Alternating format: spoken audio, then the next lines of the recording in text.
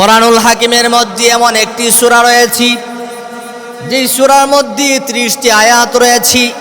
আল্লাহর হাবিব জনাবি মুহাম্মদুর রাসূলুল্লাহ সাল্লাল্লাহু আলাইহি ওয়াসাল্লাম জানালেন, এই 30 আয়াত বিশিষ্ট যে সূরাটি রয়েছে, এই সূরা যে প্রতিদিন তেলাওয়াত করবে, রব্বুল আলামিন ময়দানে মাহশারে ওই সূরাকে এমন পাওয়ার দিয়া দিবে, সে ওই তেলাওয়াতকারীর ব্যাপারে আল্লাহর আদালতে সে ওকালতি করবে, তার জন্য সুপারিশ করবি। এমনকি তার জন্য সুপারিশ করতে করতে তাকে জান্নাতে না পৌঁছানো পর্যন্ত সে সুপারিশ করেই যাবে। আল্লাহর হাবিব জনাবে মুহাম্মদুর রাসূলুল্লাহ সাল্লাল্লাহু আলাইহি ওয়াসাল্লাম জানালেন, ইন্না সূরাতাম মিনাল কুরআনি 30 আয়াহ।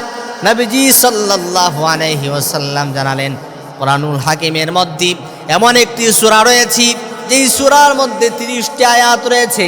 এবার নবীজি বলেন, শাফাআত লিরাজুলিন হাত্তা গুফিরা লাহু।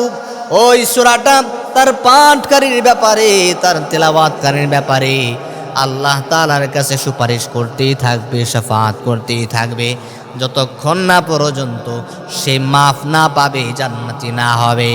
এবার নবীজি সাল্লাল্লাহু আলাইহি ওয়াসাল্লাম জানালেন, ওই সূরাটি হলো সূরাতু তাবারাকাল্লাযী, সেটা হলো সূরাতুল মুলক। তাবারাকাল্লাযী সূরা, আল্লাহর কোন বান্দা যদি প্রতিদিন ইশার সালাতের পরে ঘুমাতে যাওয়ার পূর্বে প্রতিদিন সূরাতুল মুলক যে তেলাওয়াত করে ঘুমায়, রব্বুল আলামিন তার জীবনের গুনাহ মাফ করবেন, তার কবরের আযাব মাফ করবেন।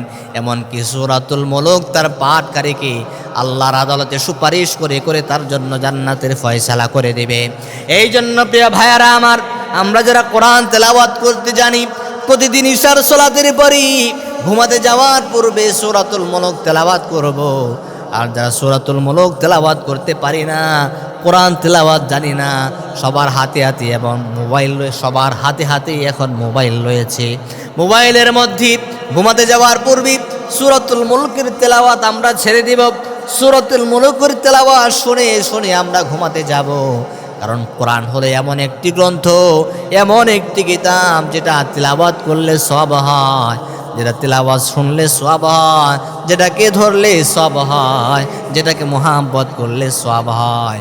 এই জন্য প্রতিদিন ঈশার সালাতের পরে প্রতিদিন আমরা সূরাতুল মুলক তেলাওয়াত করে ঘুমাবো ইনশাআল্লাহ।